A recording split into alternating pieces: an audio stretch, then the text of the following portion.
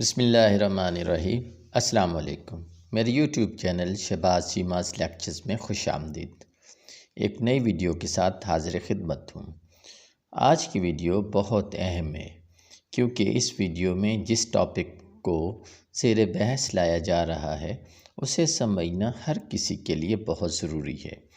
دوران گفتگو ہم اپنی آواز میں اتار چڑھاؤ لاتے ہیں، یعنی کہیں ٹھہر جاتے ہیں، کہیں آواز کو اونچا کر لیتے ہیں، کہیں دھیما کر لیتے ہیں تاکہ سننے والے یا سامعین ہماری گفتگو کو بہتر انداز میں سمجھ سکیں۔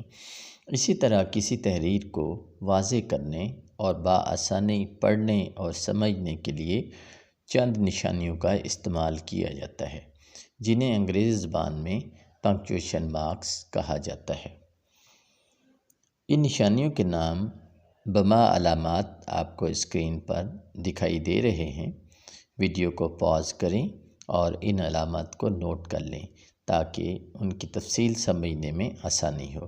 اس ویڈیو کو آخر تک دیکھیں تاکہ آپ اس اہم معلومات سے بھرپور طریقے سے مستفید ہو سکیں۔ میرے چینل پر پیش کردہ تمام ویڈیوز بہت محنت سے اور جامع تحقیق کے بعد بنائی جاتی ہیں اور مستند معلومات پر مشتمل ہوتی ہیں۔ ویڈیوز کو دیکھنے کے بعد اپنی قیمتی آراء سے لازماً آگاہ کیا کریں تاکہ ویڈیوز کے مواد اور معیار میں بہتری لائی جا سکے۔ آپ سے گزارش ہے کہ میرے چینل کو زیادہ سے زیادہ لوگوں کے ساتھ شیئر کریں اور اگر مناسب لگے تو چینل کو بھی سبسکرائب کر لیں تاکہ مستند، درست، مفید اور آسان انداز میں بنائی گئی ویڈیوز آپ تک فوری پہنچ سکیں۔ آج کی ویڈیو میں پنکچویشن مارکس میں سے ایک اہم مارک جسے ہم کاما کہتے ہیں اس پر روشنی ڈالیں گے، اس کو سمجھنے کی کوشش کریں گے۔ آپ رولز جو ہے نوٹ ڈاؤن کر لیں۔ پہلا رول ہے we use comma two separate a list of similar words اور فریزز۔ آپ سینٹینس کو دیکھیں۔ It's important to right in clear, simple and accurate words. اب 3 ورڈز ہیں، کلیئر، سمپل، ایکوریٹ۔ اب 3 میں سے جو پہلے 2 ہیں ان کے درمیان میں آپ نے کاما لگا کے ان کو الگ کیے ہے، جبکہ جو تیسرا ہے اور آخری اس سے پہلے آپ نے کاما کی جگہ اینڈ لگایا ہے۔ اب جب کسی لسٹ کے اندر جو سملر ورڈز یا فریزز ہیں ان کو جب آپ الگ کر رہے ہوتے ہیں تو آخری جو ورڈ ہوتا ہے اس سے پہلے آپ نے کاما نہیں لگانا ہوتا ہے، اینڈ لگانا ہوتا ہے۔ اب جو نیکسٹ جو اگزامپل آپ کے سامنے آئے گی اس کو بھی دیکھ کے آپ مزید جو ہے سمجھ جائیں گے۔ میں بالکل آہستہ آہستہ بول کے اپنی ویڈیوز ریکارڈ کرتا ہوں تاکہ آپ کو ہر بات سمجھ میں آ جائے۔ وی باٹ apples, Cama bananas, Cama oranges and پومیگرینیٹس۔ سیب، کیلے، مالٹے اور انار خریدے گئے ہیں۔ اب چونکہ ٹوٹل یہ 4 ورڈز تھے، 4 میں سے جو پہلے 3 ہیں ان میں سے ان کے ساتھ جو ہے نا آپ نے دیکھا کاما لگا ہوا ہے، جبکہ جو آخری ہے اس سے پہلے اینڈ لگا ہوا ہے۔ ٹھیک ہے، اب جو نیکسٹ جو رول ہے وہ کیا ہے؟ We don't normally use a Cama before and at the and of list of single words. اس کا مطلب یہ ہے کہ جب ہم ایک لسٹ آف ورڈز کو سیپریٹ کرتے ہیں جو آخری ورڈ ہوتا ہے اس سے پہلے جو اینڈ لگاتے ہیں اس سے پہلے ہم کاما نہیں لگاتے۔ وی وزٹڈ کراچی، کاما حیدرآباد، کاما سکھر اینڈ گوٹکی۔ دیکھیں اینڈ سے پہلے کاما نہیں لگا ہوا۔ ٹھیک ہے، آگے جا کے کچھ ایسے کیسز ہیں جن میں اینڈ سے پہلے کاما لگتا ہے، وہ آپ کو تفصیل سمجھ میں آ جائے گی۔ نیکسٹ رول دیکھیں، We use a comma to separate words or phrases that mark where the voice would pause slightly. اب کاما کا استعمال ایسی صورت میں بھی کرتے ہیں کہ جہاں پر ہمیں یہ بتانا ہوتا ہے کہ کس لفظ کے بعد آپ نے ہلکا سا وقفہ کرنا ہے. لائک وی کے بعد کاما ہے، وی in fact Cama last all are منی. اب دیکھیں وی کے بعد ایک فریز جو ہے اس کے اندر داخل ہو رہا ہے، انسرٹ کیا جا رہا ہے، تو وی کے بعد بھی کاما ہے اور ان فیکٹ کے بعد بھی کاما ہے. حسن our guide will accompany you. حسن ہمارا رہنما آپ کے ساتھ جائے گا. اب نیکسٹ ہے سیپریٹنگ کلاسز ود کاماز. اب جو کلاسز کو کاماز کے ساتھ کس طرح سے الگ کیا جاتا ہے، پہلے تو آپ نے سیکھا تھا کہ ورڈز اور فریزز کو کاماز سے کس طرح سے سیپریٹ کیا جاتا ہے. اب بات آ گئی کلاسز کی. کلاسز کے بارے میں تو آپ جانتے ہی ہوں گے. Classes sort of simple sentences ہی ہوتے ہیں، ٹھیک ہے. جب کوئی بڑا جملہ بنتا ہے اس کے اندر جو سمپل سینٹینسز آئے ہوئے ہوتے ہیں ان کا نام سمپل سینٹینس نہیں رہتا، کلاس ہو جاتا ہے. اب رول دیکھیں، when main classes are separated by and اور but we don't normally use a Cama if the classes have the same subject. However, we sometimes use a comma if the clauses have different subjects. Clauses کو and but اور سے جو ہے separate کیا جاتا ہے، تو اگر clauses کے سبجیکٹ سیم ہوتے ہیں تو اینڈ بٹ اور سے پہلے جو ہے کاما نہیں لگتا. اگر سبجیکٹ ڈفرینٹ ہوتے ہیں تو کاما لگتا ہے. سینٹینس دیکھیں، the villages were very ہاسپیٹیبل and should us around their village. اب اس جملے کے دونوں حصوں میں سبجیکٹ سیم ہے، اس لیے اینڈ سے پہلے کوئی کاما نہیں ہے. دوسرا دیکھ لیں، دے ور ان the meeting but did not give any suggestion. وہ میٹنگ میں تو تھے لیکن انہوں نے کوئی سجیشن نہیں دی. اس میں بھی سبجیکٹ سیم ہے، اس لیے بٹ سے پہلے کاما نہیں ہے. تیسرا ہے، they watch the match but their sisters watched a drama. اس میں سبجیکٹ جو ہے نا ڈفرینٹ ہیں، اس لیے بٹ سے پہلے جو ہے کاما ہے. اب آپ اچھی طرح سے سمجھ کے ہوں گے کہ یہ کیا رول تھا. اس رول کو اگر آپ نوٹ کر لیں گے اور ایگزامپلس کو بھی سامنے رکھیں گے تو بات اچھی طرح سے سمجھ میں آ جائے گی. اب نیکسٹ رول ہے، when a subordinate clause comes before the main clause, we commonly use a comma to separate the clauses. However, we do not always do this in short sentences. اب یہاں سبارڈینیٹ کلاز، کوآرڈینیٹ کلاز، یہ clauses کے بارے میں detail سے کسی video میں آپ کو میں سمجھاؤں گا. اب یہاں پر صرف آپ نے رولز کو دیکھنا ہے کہ اگر کوئی بھی سبارڈینیٹ کلاس جو ہے مین کلاس سے پہلے آ جاتی ہے تو ہم نارملی کاما استعمال کرتے ہیں. جیسے if you get last in the city centre please don't hesitate to text اس اور فون اس.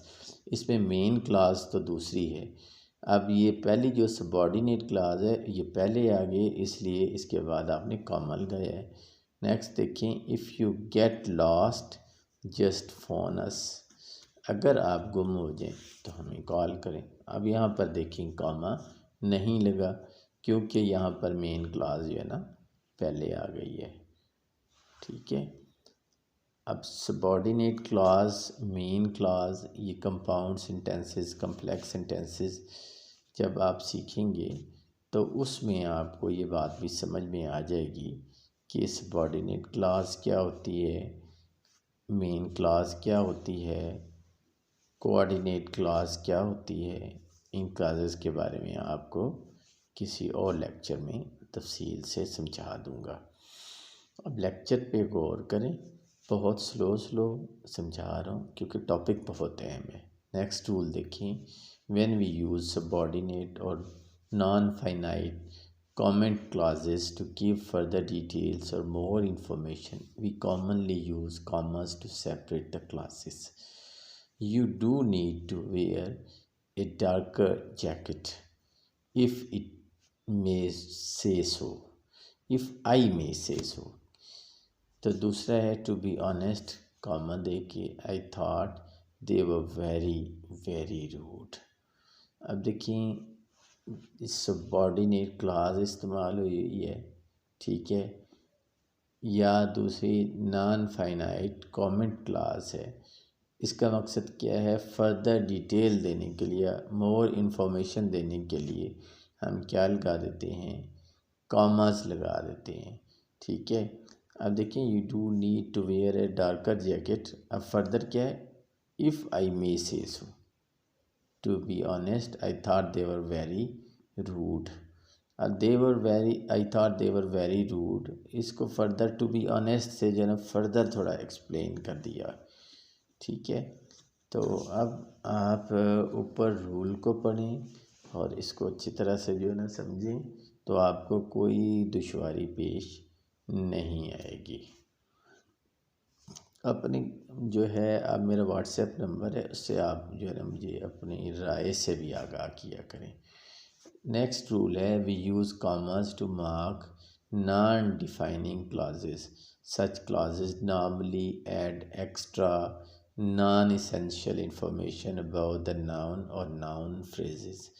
اب یہ جو ہے نان ڈیفائننگ کلازز ہوتی ہیں، وہ کیا کرتی ہیں؟ ایکسٹرا یا نان اسینشیل انفارمیشن جو ہے ناؤن یا ناؤن فریز کے بارے میں دیتی ہیں. جیسے دا ambulance which arrived after just 5 minutes.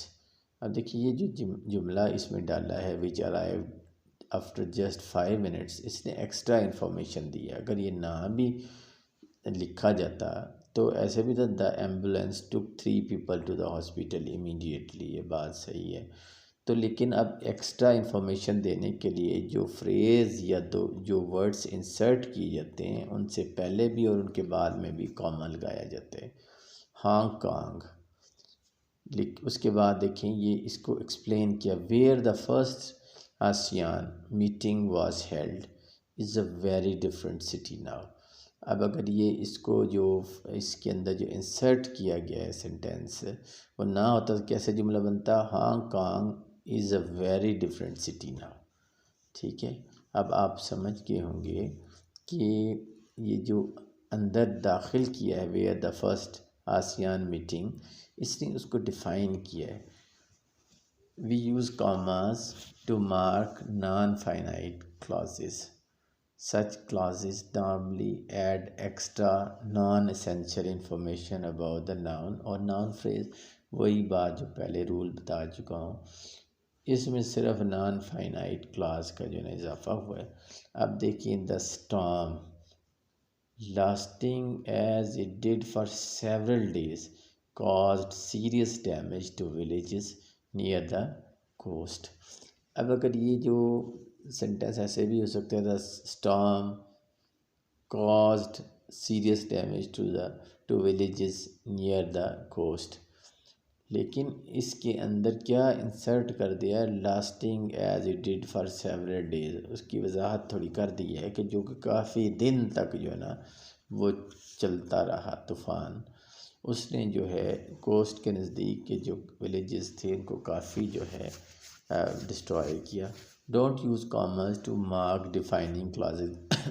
Barcelona was the Spanish city that was selected for the Olympic games, not the Spanish city that was selected for the Olympic game. دیکھیں Spanish city کے بعد کاما نہیں دینا ہے، ٹھیک ہے. یہ کیا ہے؟ یہ ڈیفائننگ کلازز ہے نا، اس لیے ان کے بعد جو ہے آپ نے کاما نہیں دینا ہے، ٹھیک ہے. ڈیفائننگ کلاز سے پہلے آپ نے کاما نہیں دینا ہے. سینٹینسز پہ آپ غور کر لیں. اب ایک اور ہے استعمال کاما کا، وہ یہ ہے کہ we commonly separate tags and yes know responses with commas. Tag questions کیا ہوتے ہیں؟ ٹیگ کوسچن کا پہلا حصہ اگر پازیٹیو ہے دوسرا نیگیٹو ہوگا. اگر پہلا نیگیٹو ہے دوسرا پازیٹیو ہوگا. اب دیکھیں they are going to the party positive ہے نا, دوسرا آنٹ دے دوسرا نیگیٹو ہے. دوسرا کول از بلیک, پہلا پازیٹیو ازنٹ اٹ ہے نا, جیسے بولتے ہیں نا کوئلہ کالا ہوتا ہے پھر بولتے ہیں نا ایسے ہی ہے نا. تو یہ ٹیگ کوسچن ہوتے ہیں. اب دوسرا ہے یس نو والے, جیسے نو تھینک یو. اب نو یا یس کے بعد آپ نے دیکھا ہوگا کاما لگا ہوا ہوتا ہے. I have already eaten too much, میں پہلے بہت زیادہ کھا چکا ہوں. اب آپ ٹیگ کوسچنز کے بارے میں اور یس نو رسپانسز کے بارے میں سمجھ کے ہوں گے کہ ان کے بعد جب ان کو ہم سیپریٹ کرتے ہیں ٹیگز کو, ٹھیک ہے, تو ان کے بعد ہم کاما لگاتے ہیں. We also usually separate ووکیٹیوز, discourse markers and انٹرجیکشن with commas. Discourse markers اور انٹرجیکشن کے بارے میں تو آپ جانتے ہی ہوں گے. ووکیٹیوز کیا ہوتے ہیں, کسی کو کال کرنے کے لیے, جیسے سلیم ادھر آؤ, عالیہ یہ کام کرو. دیکھیں کسی کو مخاطب کرتے ہیں, مخاطب کیا تو اس کے نام کے بعد جناب نے کاما لگا دیا. پھر دوسرا ہوتا ہے ڈسکورس مارکرز, جس کو لنکنگ ورڈز بھی کہتے ہیں, جیسے ویل, فردر مور, ہینس, یہ دیر فور, ان کے بعد بھی کاما لگتا ہے. تیسرا انٹرجیکشن کے بعد بھی کاما جو ہے نا ہم لگا سکتے ہیں اگر شروع میں آئے تو. We use a comma to show that direct speech is following or has just occurred. اب ایک صورت یہ ہے کہ اگر ہم ڈائریکٹ اسپیچ جو ہے کسی سینٹینس میں لکھیں گے تو اس سے پہلے ہم کاما لگائیں گے. He said to me, I don't like you. اور when the direct speech is first we use a comma before the closing of the quotation marks. دوسری صورت یہ, we can't tolerate your behavior, they said angrily. اب اس میں inverted commas جو ہے نا لگانے کے بعد سے پہلے جو ہے نا آپ نے کاما جو ہے لگایا ہوا ہے. واٹس ایپ نمبر آپ دیکھ لیں. شہباز شیماز لیکچرز کو سبسکرائب کریں. Thank you very much.